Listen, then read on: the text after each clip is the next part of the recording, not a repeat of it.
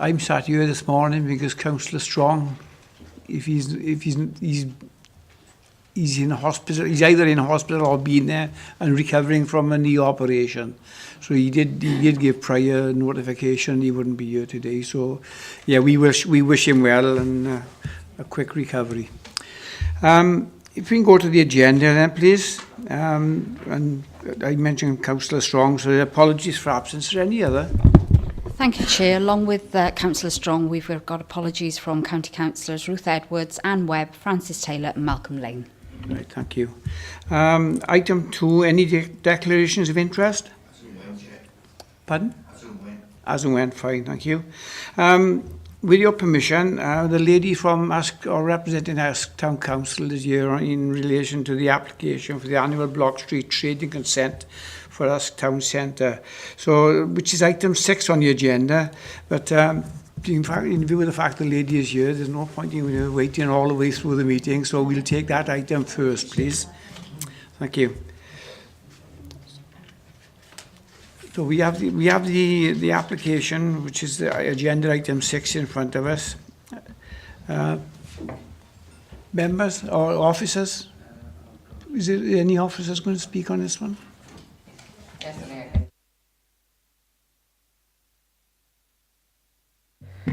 Hi, I'm Lynn O'Gorman. I'm the Principal Licensing Officer for Monmouthshire County Council. The report before us today is for the annual Block Street trading consent for Usk Town Centre.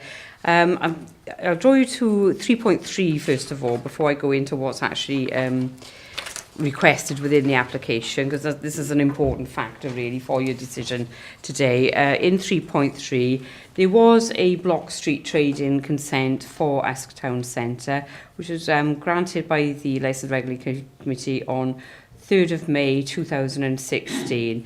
It was surrendered in November 2017. It was done by a different organisation as opposed to the one today. So basically it's requesting the same sort of permissions with a slight sort of amendment in that the Owen Glendower Field Maryport Street Usk, instead of the 10 pitches, it's 10 pitches now as opposed to 2 pitches previously. There was a request for the car park in Twin Square, which is no longer required now, and that was previously 18 pitches. The number of pitches that was on the previous consent that was granted was 42 pitches. The 42 pitches for now. Previously, it was 52 pitches. So just to make you aware of that, with regards to what's requested today.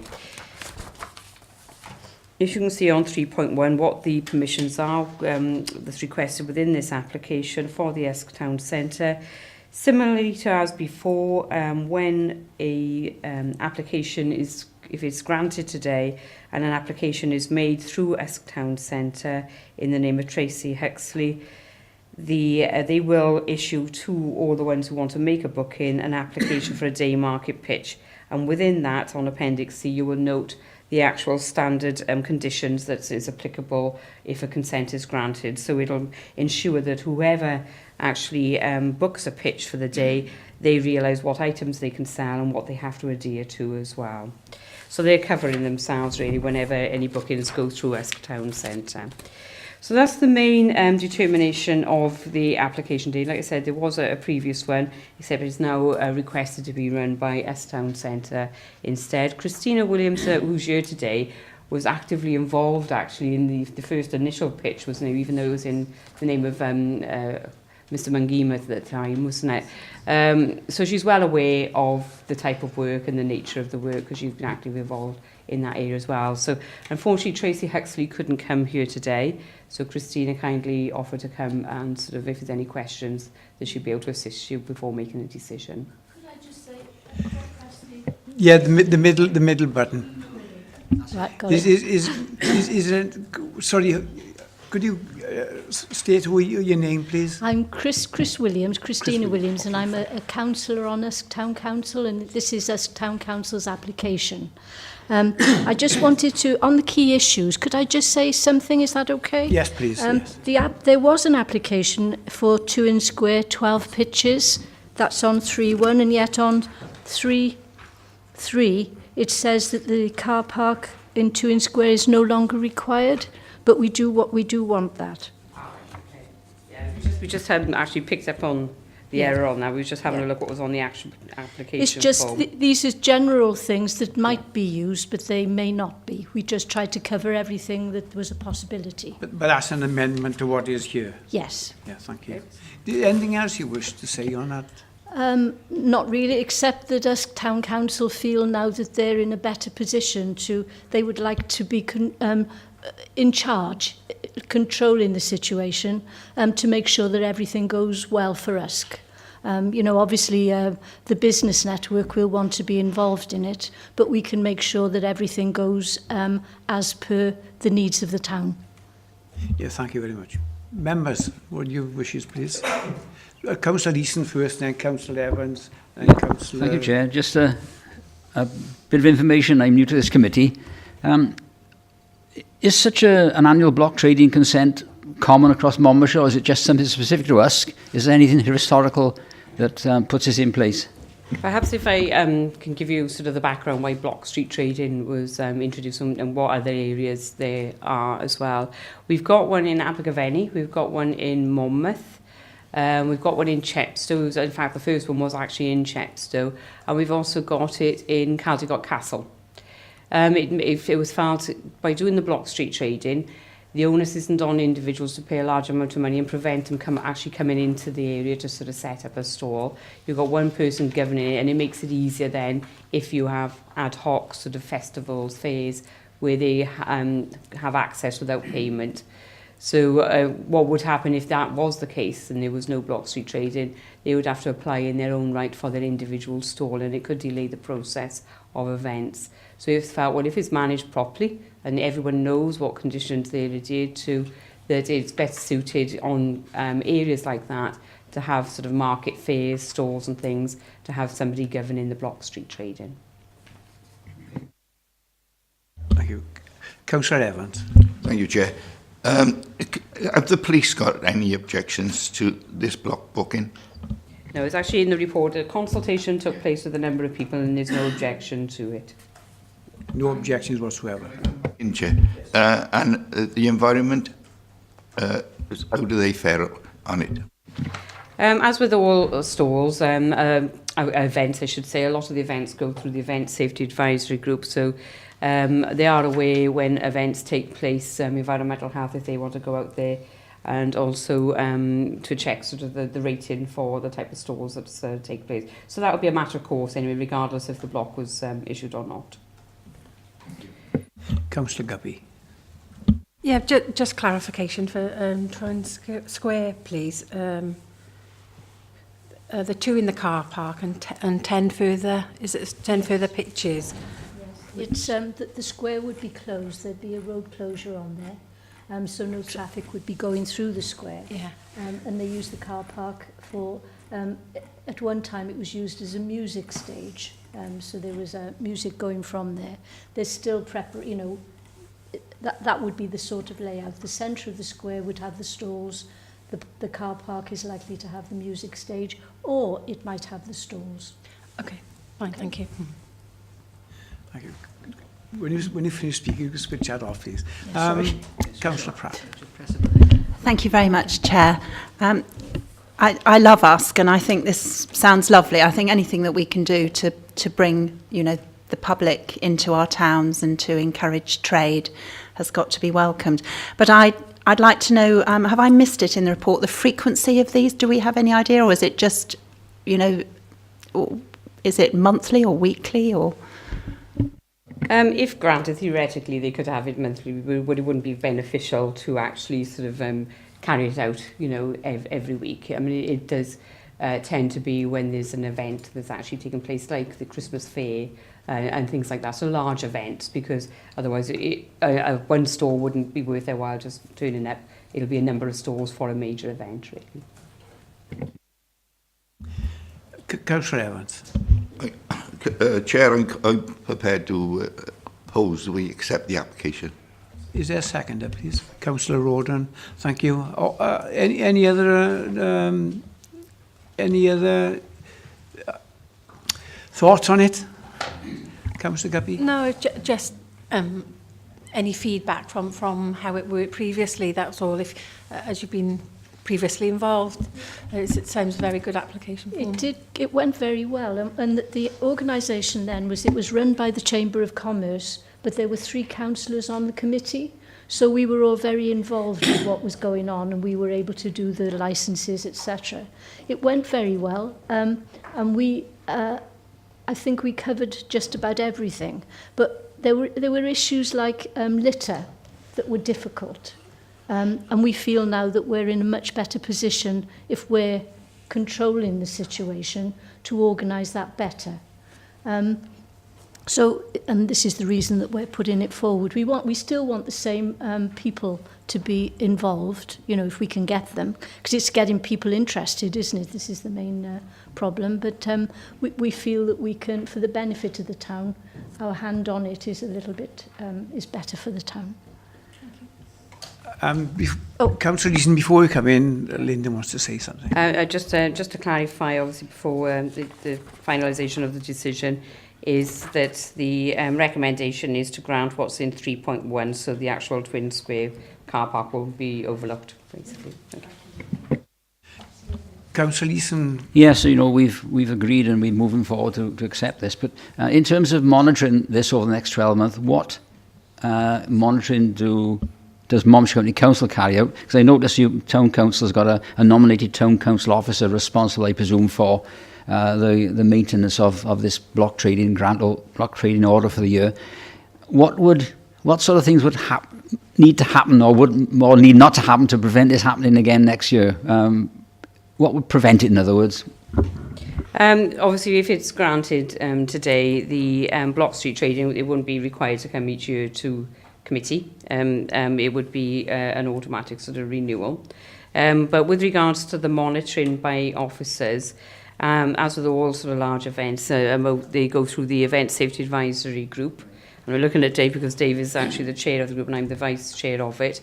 And officers go out of as a matter of course, anyway, be it environmental health officer, licensing officers, to check the suitability of the stalls there. And again, the onus is on the actual holder of the block street trading consent to ensure that the consent conditions are adhered to. So any actions, we would work closely with that person who's the holder as well of the consent. So each event would have its own community safety action plan from the environment and police and not what? It wouldn't be... Okay, thank you. Perhaps I just add to that, Chair. Yeah, in terms of the safety advisory group, that's a partnership with the police, fire service, ambulance. They'll look at evacuations. So if, for a major event, the Christmas fair, we will look at that. So environmental health has been mentioned by Councillor Evans. So look at that beforehand. So plenty of prior notice. We'll look at all those traders. We'll contact the authorities where they're from. So that's the food safety covered. Highways will comment in terms of parking, etc. And I know for last time, I think they put a couple more enforcement officers out in terms of people that park a bit randomly, should we say. So highways are involved, environmental health, anyone else, licensing clearly. And we will do some spot checks as well. So it'll be covered each year. If there's no one else wishing to speak, it's been proposed and seconded that we allow the block application to go forward, to pass it, in fact. Please, those in favour, show. That's unanimous, and we wish you well for the future with the markets. Thank you.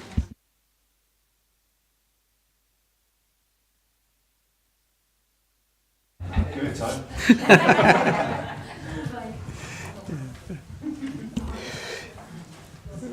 Right, members, if we now please could we go to item 3, which is confirm and sign the minutes of the previous meeting, which was held on the 30th of January last. Move, Chair. Second. I think it's on item page 5 of the minutes. I think it was a question that was raised regarding the film classification.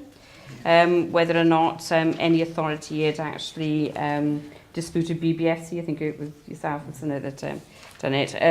There was actually, after sort of circulating around for the Welsh authorities, there was 2 against the Spider-Man film in Carmarthen and Powys, and they actually reduced the recommendation of the age to allow more people to go in. And the other one was for Mrs Doubtfire in Cardiff. So, and I think that was purely though because of the banding changes, so it went from 12 to 12A, so it wasn't actually a difference in the age actually going in on that one. But just to clarify that point. So, Having that knowledge, We'll still move them, Chair. seconded? Yes, Councillor Trehan. Right, thank you very much. All in favour, please show. Fine, that's accepted. Thank you very much. We now go to item 4, which is Public Protection 2017-18, and it's for the first 9 months, and it's a performance report. David. Thank you, Chair. I won't dwell on this one too long because I'm aware that some members here were on Strong Community Select Committee last month, and it had a good airing there. I think the purpose of bringing it today is we've done the report, so we'll just give that wider understanding. So I won't go through the detail. Perhaps I'll just focus on the covering report and welcome questions at the end. The purpose of the report, as per the section 3, Cabinet approved some staff reductions in terms of public protection 4 years ago now, and that was agreed with the understanding that we'd regularly look at that performance to see if there's any consequences of that reduction that happened 4 years ago. So Cabinet said, yes, we approve that report, subject to, as I say, assessing any negative impacts that may happen as a consequence.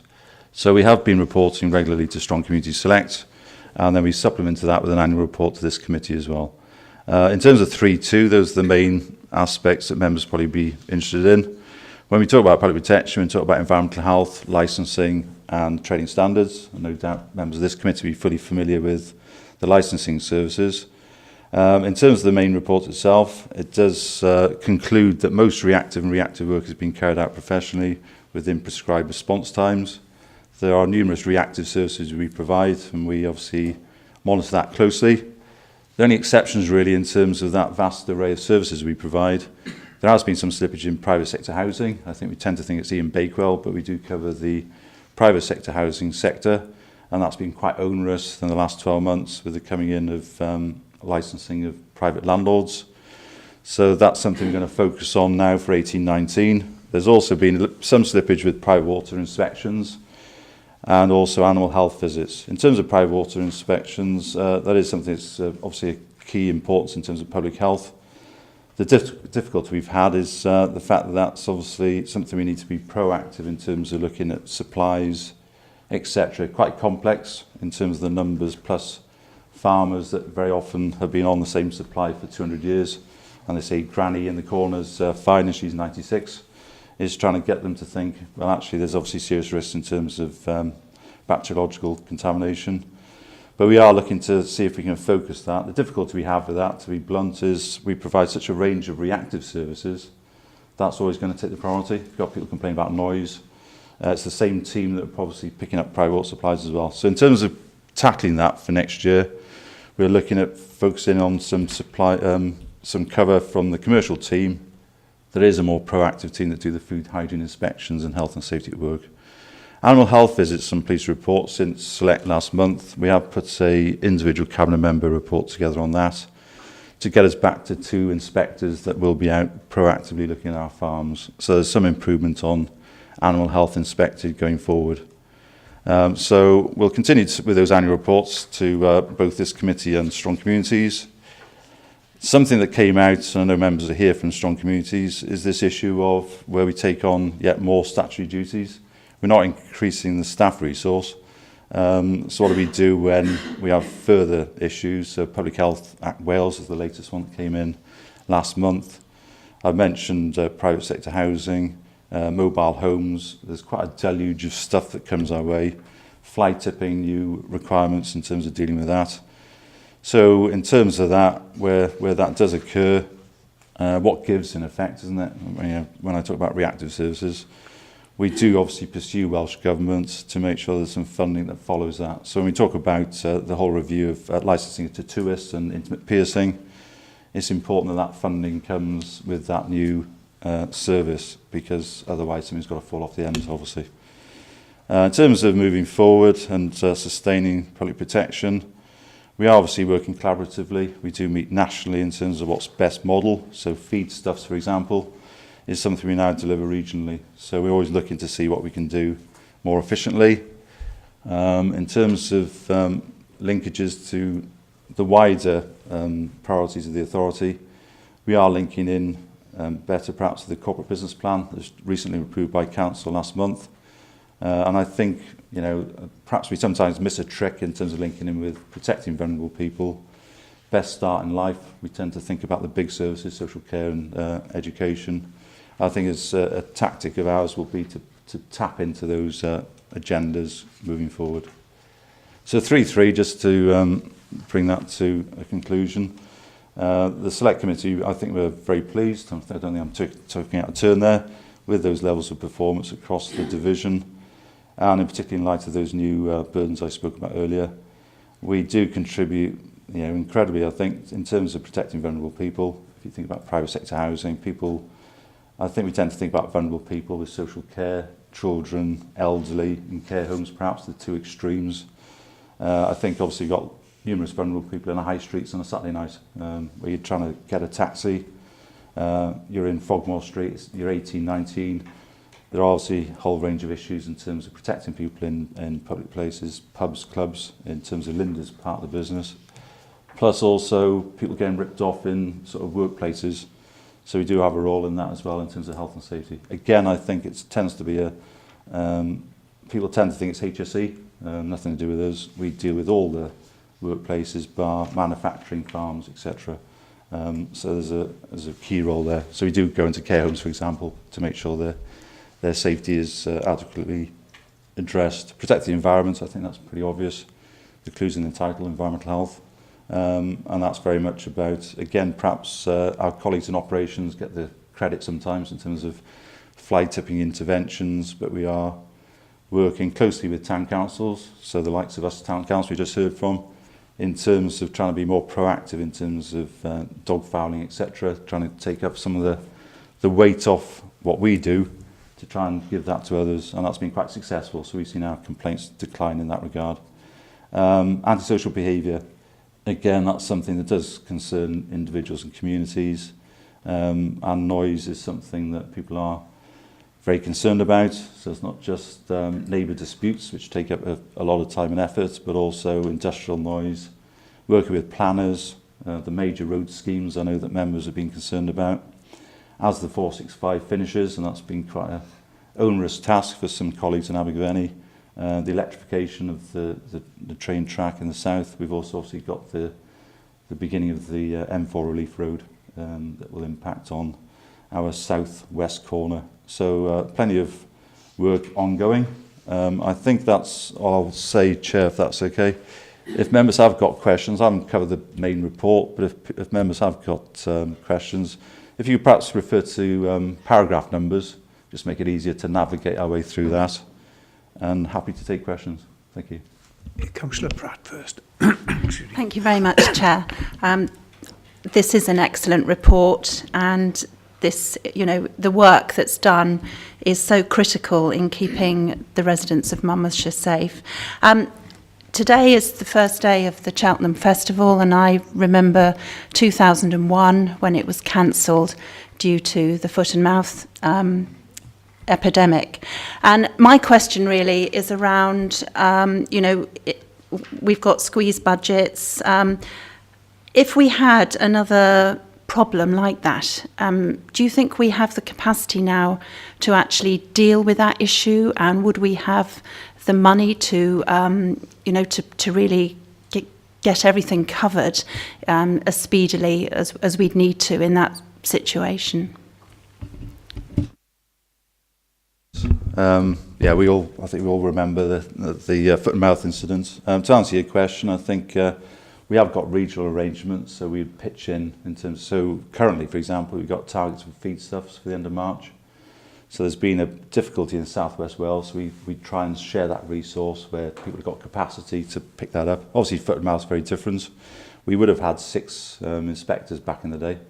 And what the government did was give us extra resource through DEFRA to actually provide a resource to tackle that incident that happened some 17, 18 years ago now. So I think if that happened, I think there'd be an immediate response in terms of working regionally collaboratively. And then if that was to continue, and it's the same magnitude, government would have to fund it, so suddenly we're back. The difficulty is obviously some of that expertise has gone retired, so it's perhaps a little bit short-sighted. We've had some excellent officers go and leave. Will we get them back is a question, isn't it, in terms of keeping people's competencies up. So I think there are obviously plans in place that should emergencies occur. Food poisoning would be another one, wouldn't it? Where we have got outbreak plans where the first response is something serious happens in Torvine, we pitch in and ensure that's covered. Foot and mouth, if it was of that magnitude, which is hugely significant, then I think government would have to pitch in and fund that as they did last time. And then we obviously reclaim those costs back. But what DEFRA did was chuck in millions of pounds into it. And then obviously, unfortunately, it's sort of tapered out over time. Perhaps a bit short-sightedly because, as you say, it could recur, couldn't it? I think probably DEFRA would say it's a more robust system now in terms of animal movements, etc. It's much less likely. They've risk assessed it, and the potential of that happening again, I think, is diminished, but by how much is an unknown quantity. So I think that would be the response. Okay. Anyone, Councillor Guppy?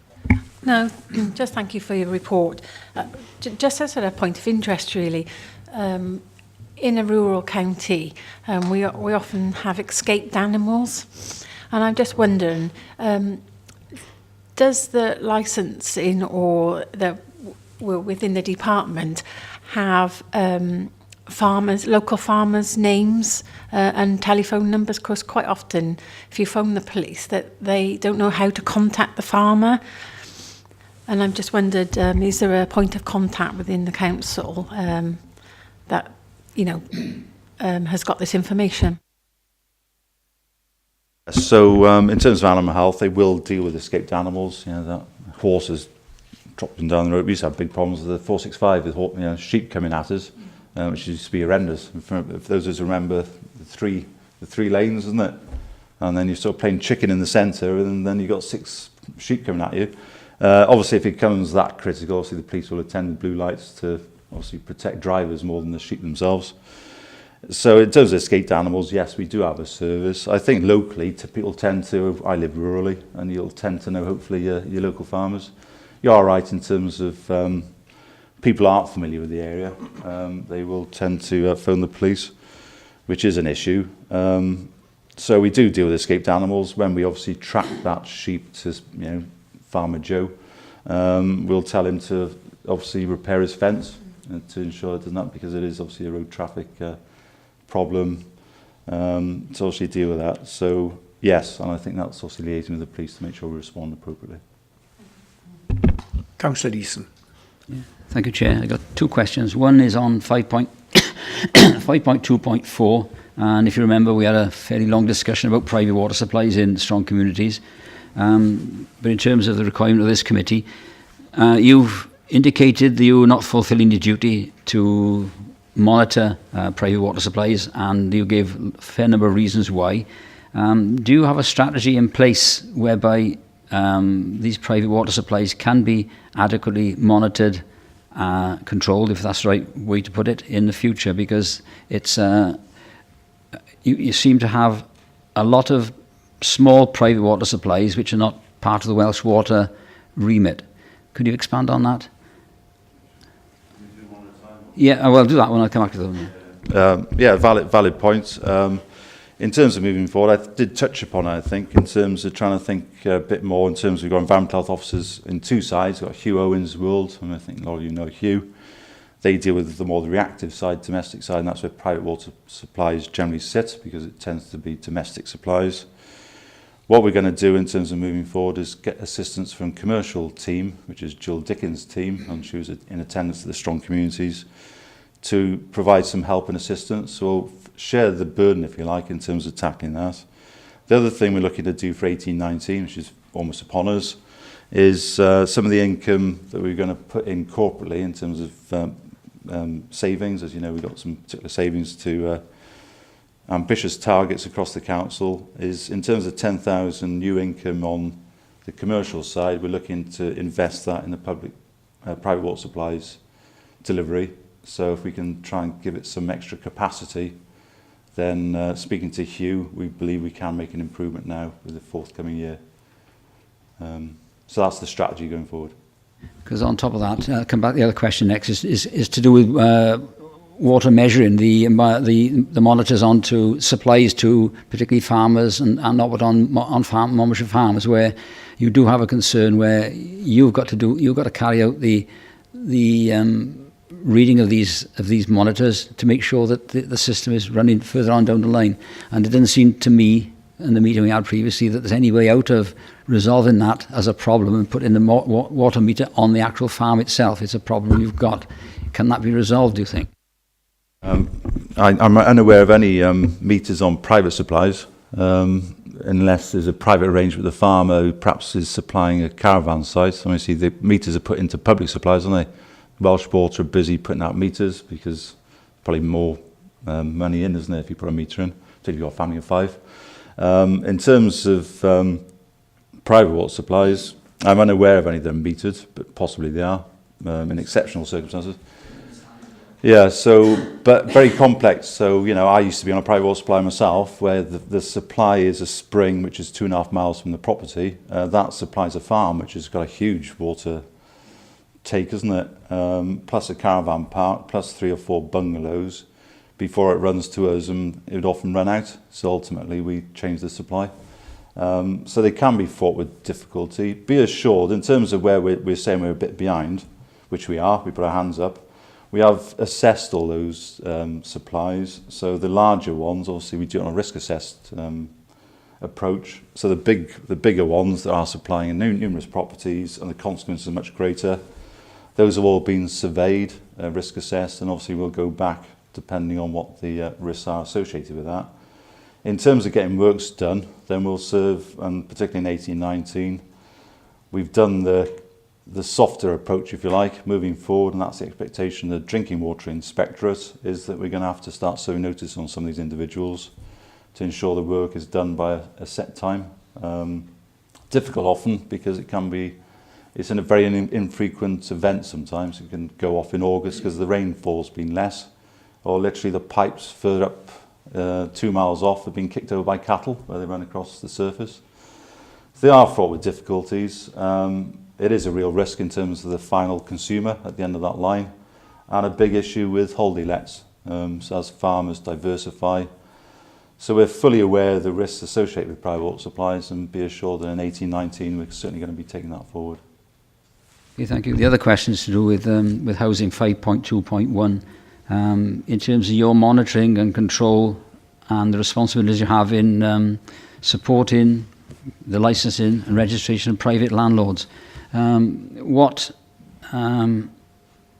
criteria do you use, and how often do you need to become involved in actions for or against landlords who are not complying with what you as the Environment Department consider to be adequate?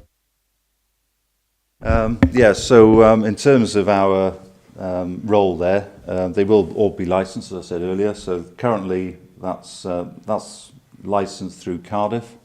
They're the ones that issue the license when obviously that private landlord's undergone training. So he's undergone training to say, I'm aware of the legalities between landlord and tenant, etc. And obviously we then proactively go out. We react to complaints. So a tenant may be in a damp property. I think Hugh attended the last, not the one in February, the one before, in terms of the detail of what that looks like.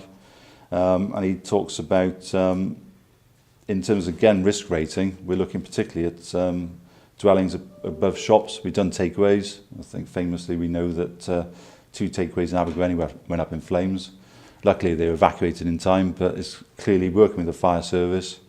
We are focusing on those that we believe are particularly at risk. In 5.21, it does talk about 30 inspections, and we're trying to be a bit more savvy in terms of what does that mean. It doesn't sound particularly impressive, 30, doesn't it? But that involves 58 adults and 17 children. We believe we're exposed to significant hazards. So what we do with those, Councillor Easton, is obviously contact the landlord. We can serve notice to get that work done ASAP, and again we have got powers for prohibition as well if things were particularly grim. So of those, 18 of those adults and 5 children were protected by landlords undertaking remedial works. So we work with the landlord initially. I know you've sometimes got concerns in terms of social landlords. Obviously, most of our role is with private sector. We believe 12% of tenure is with private sector landlords. In terms of the social landlords, Monmouthshire Housing, Mellon, etc., the first port of call is back to the supplier of that housing stock. If they can't remedy it, so rather than us all flying around and duplicating what we do, it is the landlord's responsibility to ensure that's compliant. If the tenant still remains not happy with that, doesn't feel it's been remedied, then obviously we will, and we do, go to those social landlord properties as well. So and it gives you an idea of number there. We got 4,200 registered rental properties in the county, and that doesn't include the social landlords. So probably another 3.5. I think when we did the house stock, you probably know better than I, but I think when we did the stock transfer, I think it's 3,500 houses involved. So there's another glut, obviously, of those houses that are generally covered by the landlords, and they should be of a good standard to be obviously a housing association standard anyway. So again, that's one of our priorities moving forward, is as they get licensed, we should be able to work with them more closely. Some of our landlords are excellent. We do have landlords forums.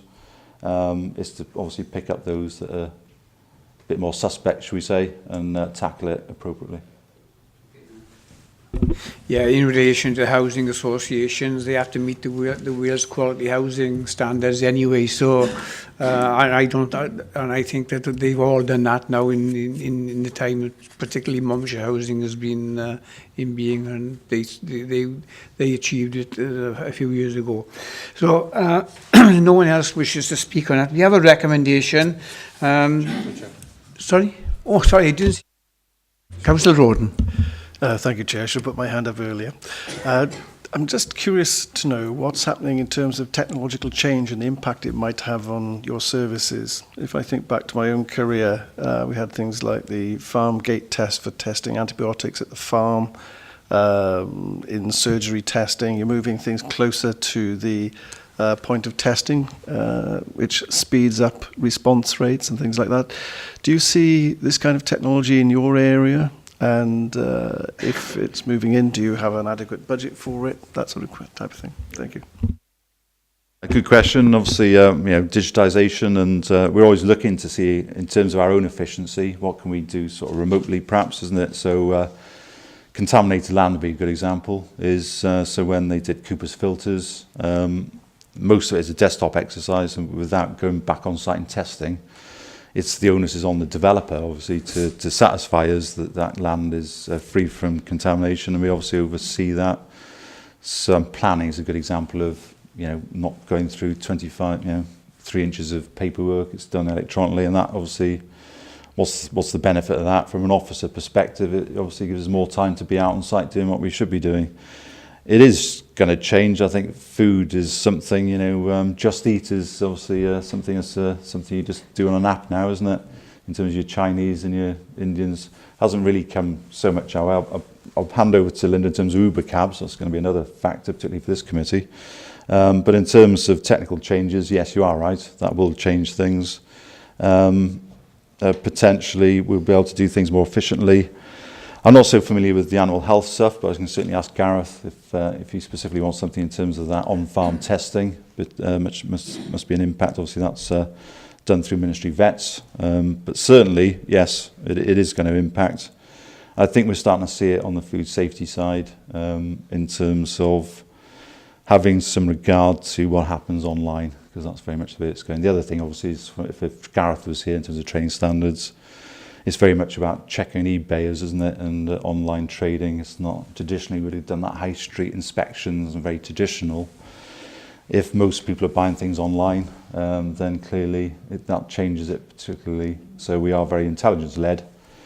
If 30% of stuff is bought through Amazon, I mean, that figure will probably be fairly realistic soon, won't it? Then it's very much, the other thing we embrace is home authority working.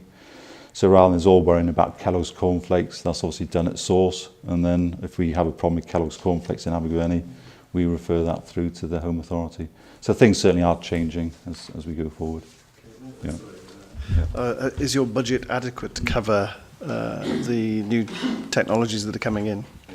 So, you know, it's a bit of swings and roundabouts. I'd say that actually perhaps that thing about officer capacity is freed up because we're not doing that Kellogg's Cornflakes example, if you like. It's just the desktop. It's come through, phone it through to Manchester or wherever.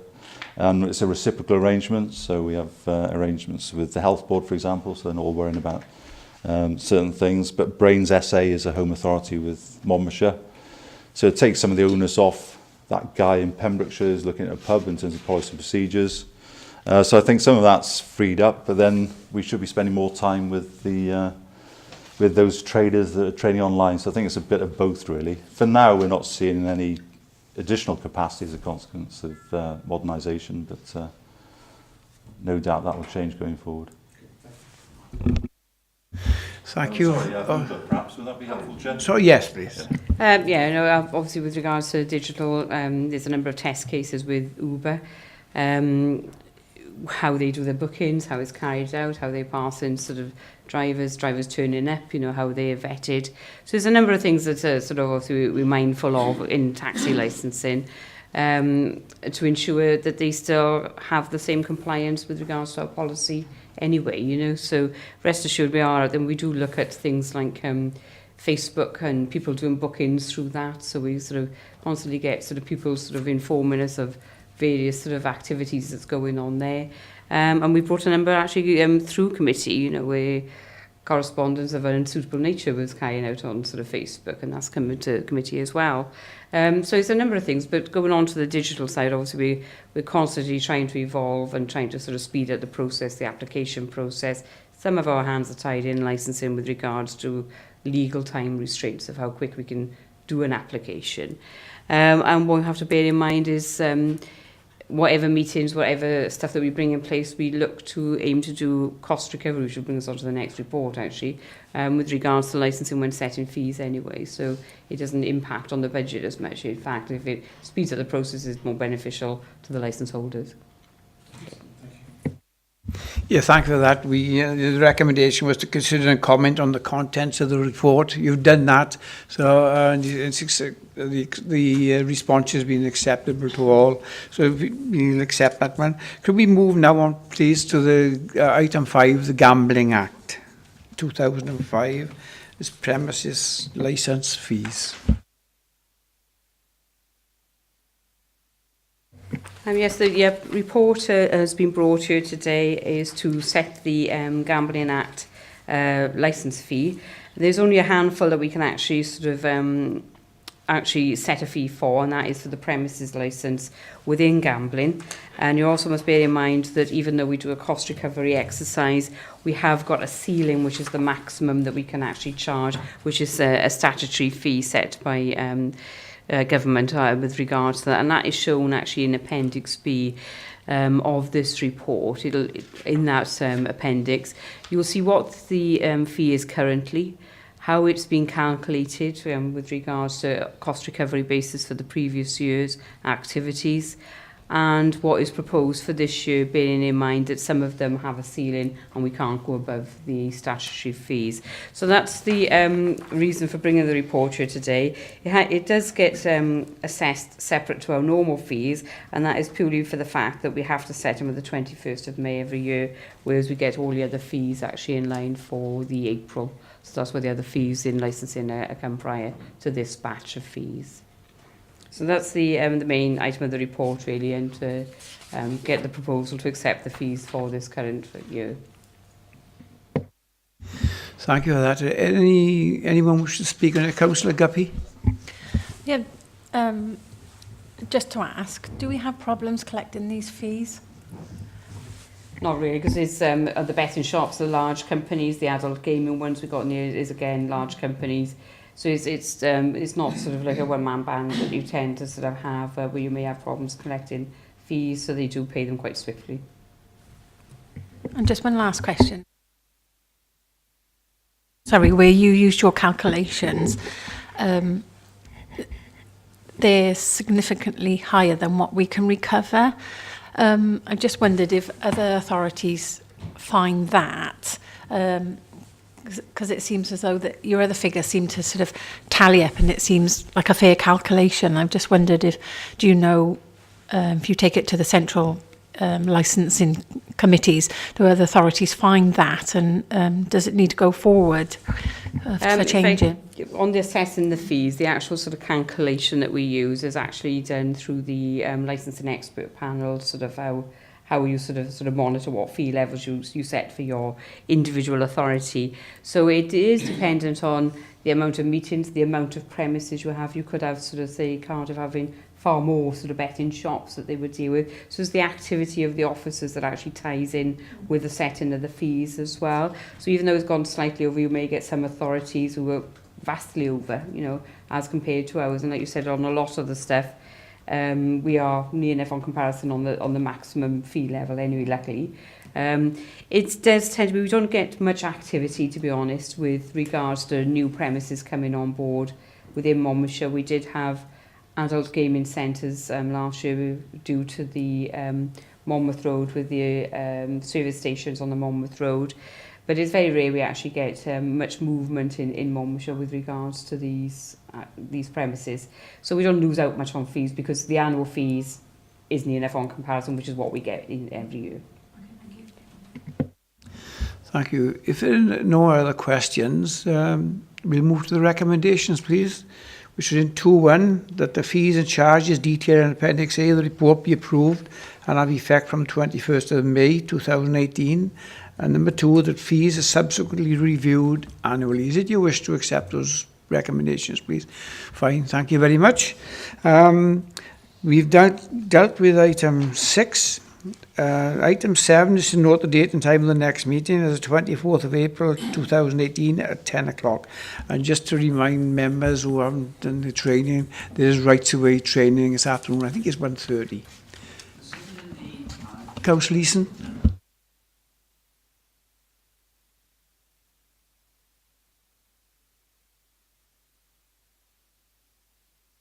No, that there is noted on the main council diary that there's a licensing meeting. Is the rights away, I think, but maybe that needs to be taken out. Okay, fine. Thank you very much. There's nothing else to discuss. I declare the meeting closed. Thank you for your attendance.